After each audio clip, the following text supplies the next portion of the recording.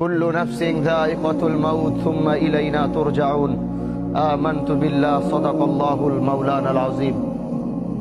মানুষ তো এরকম রূপ ধারণ করেছে, জানাজার নামাজ যদি মনে করেন 10টায় দেওয়া হয়, আর সেখান থেকে যদি 5 মিনিট অতিক্রম হয় পিছন থেকে বারবার আওয়াজ আসে, আরে ভাই জানাজাটা কেন দেরি করতেছে, তাড়াতাড়ি পড়ান না।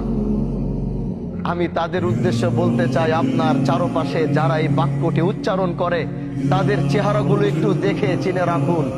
আল্লাহর কসম, যেদিন আপনি এখানে, আজকে হোক আর কালকে হোক, 6 মাস পর হোক আর 6 বছর পর হোক, এই একই জায়গায় আপনি এইভাবেই শুয়ে থাকবেন, না আপনার কথা বলার শক্তি থাকবে, না আপনার দাঁড়ানোর শক্তি থাকবে, না আপনার বলার শক্তি থাকবে।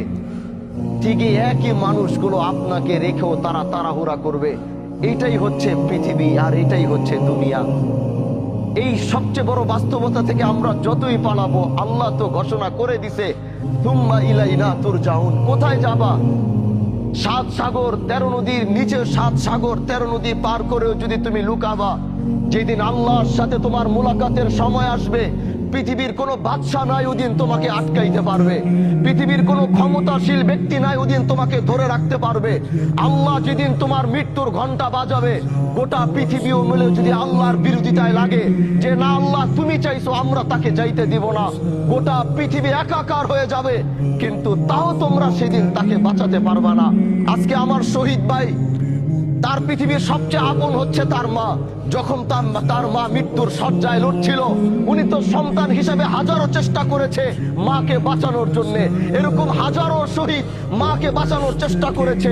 কেউ হাসপাতালের বেডে করেছে, কেউ নিজের কোলের মধ্যে করেছে, কেউ ঘরের মধ্যে করেছে, কিন্তু পৃথিবীর প্রতিটা সন্তান ব্যর্থ হয়েছে। কারণ আল্লাহ বলেছে, কুল্লু নাফসিন যায়িকাতুল মাউত সুম্মা ইলাইনা তুরজাউন। তুমি যেখানে যাও, যেই প্রান্তে যাও, যেই দিক থেকে যাও, যেদিন তোমার মৃত্যুর ঘন্টা বাজবে, ওই দিন পৃথিবীতে তোমার থাকার আর কোনো অস্তিত্ব থাকবে না।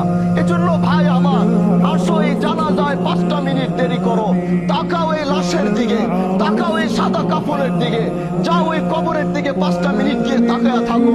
যেটা তোমারও ঘর হবে, যেটা তোমার বাবার ঘর হয়েছে, যেটা তোমার মার ঘর হয়েছে, যেটা তোমার বন্ধু বান্ধবের ঘর হয়েছে, যেটা তোমার নেতার ঘর হয়েছে, যাও একটাবার তাকিয়ে দেখো।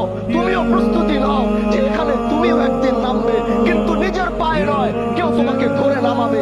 এটাই হচ্ছে পৃথিবীর সবচেয়ে বড় বাস্তবতা। এজন্য ভাই, মৃত্যুর প্রস্তুতি নাও। দুনিয়ার এই রঙিন স্বপ্নকে বন্ধ করো। এই রঙিন স্বপ্ন তোমাকে বারবার ধোঁকা দিয়ে আল্লাহর সাথে তোমার সম্পর্কের জুদা ঘটাইতেছে। আল্লাহর সাথে তোমার সম্পর্ক